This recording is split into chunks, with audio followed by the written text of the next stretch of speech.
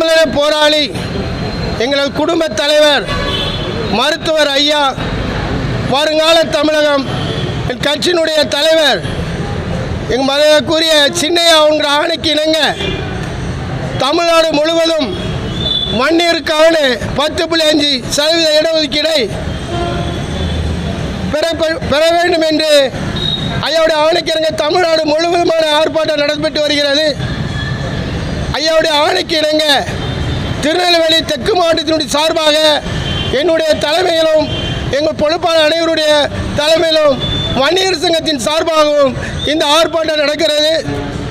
தமிழக முதல்வர்கள் இந்த கோரிக்கையை செவி சாய்த்து உடனே இந்த சாதிவாரி கணக்கெடுத்தை எடுத்து உடனே இந்த 10.5% நீங்கள் இடஒதுக்கீடு பண்ண வேண்டும் என்று இந்த ஆர்ப்பாட்டத்தின் வாயிலாக கோரிக்கை வைக்கிறோம்.